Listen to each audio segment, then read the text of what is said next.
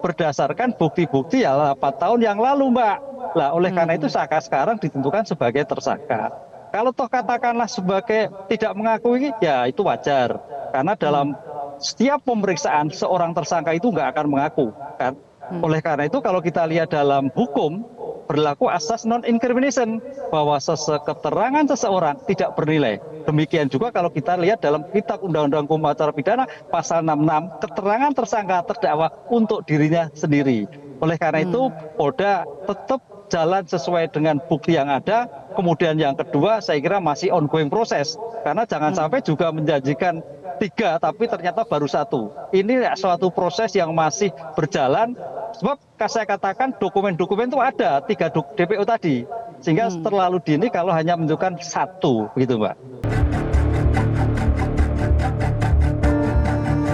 Ini adalah fitnah.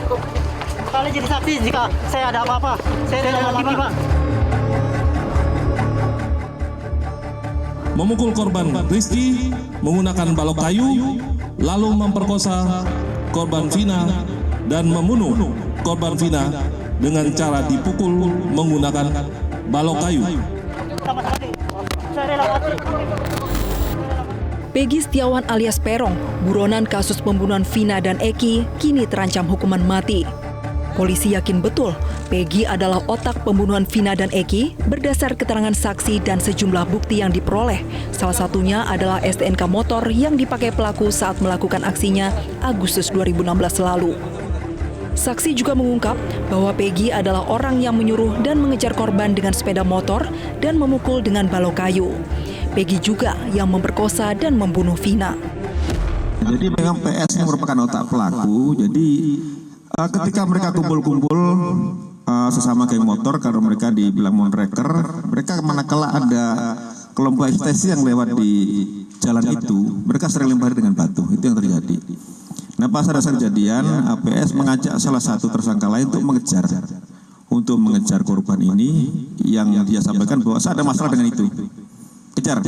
Jadi yang menurut keterangan salah satu pelaku juga bahwa yang melakukan persetubuhan terhadap Vina di bawah umur pada saat itu sudah dalam kondisi pingsan. Yang melakukan persetubuhan pertama adalah PS. Keyakinan polisi semakin kuat karena Peggy mengubah identitasnya dengan nama Robi Irawan saat bersembunyi di Katapang, Kabupaten Bandung. Ditambah lagi, ayah Peggy juga menutupi identitas anaknya itu dengan mengaku kepada pemilik rumah kontrakan sebagai keponakannya. Namun semua itu dibantah oleh Peggy. Usai rilis kasus pembunuhan Vina, Peggy berupaya sekuat tenaga menyampaikan keberatannya karena dituduh membunuh Vina. Saat digiring masuk ke dalam tahanan, ia sempat mengaku rela mati jika memang benar membunuh Vina. Apa yang bisa meyakinkan bahwa Anda tidak benar-benar membunuh Eki dan juga Vina? Tidak kenal dia. Tidak kenal sama sekali. Sama sekali tidak. Bagaimana dengan pelaku yang lain? Tidak kenal. Mereka hanya kenal teman, Pak. Teman, tapi Anda betul Tidak, sama sekali, Pak. Tidak, saya rela mati. Udah. Kalian jadi saksi kalau saya mati. Pada saat tanggal 27 Anda di mana pada saat Di kejadian? Katapang. Di Katapang. Saya di Katapang. Anda tidak ada di rumah? Tidak ada, sama sekali. Saya rela mati. Saya rela mati, Pak. Saya rela mati. Saya tidak merasa bersalah. Keterangan yang tadi benar semua, Pak? Tidak, saya tidak ikutan geng apa-apa. Apakah Anda memperkosa? Tidak, sama sekali. Ini adalah fitnah. Kalian jadi saksi jika saya ada apa-apa. Saya rela mati, Pak. Usia Anda berapa? 28 sekarang. Sampai sini, Bu. Tunggu. Sudah, Ibu. Ibu. Sang ibu juga yakin Peggy tidak bersalah.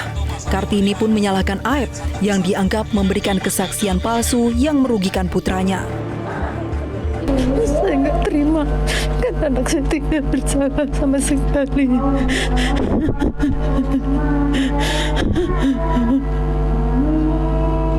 Langkah Ibu ke depannya kayak gimana, Bu? Sudah setelah diancam sama hukuman mati sama seumur hidup itu, Bu? Tidak tahu, saya semua serahkan semua ini sama pengajar saya saja.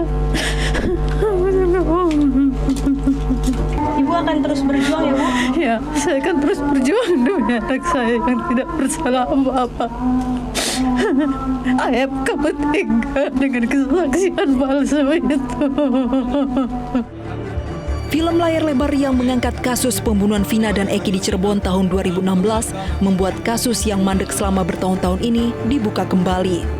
Tekanan publik membuat polisi harus bergerak menangkap 3 buronan pembunuh Vina. Namun polisi meralat buronan yang awalnya 3 orang menjadi 1 orang dan Peggy adalah tersangka terakhir. Tak sedikit yang mempertanyakan mengapa 2 buronan lain mendadak hilang. Tim Liputan Metro TV. Jelajahi cara baru mendapatkan informasi. Download Metro TV Extend sekarang.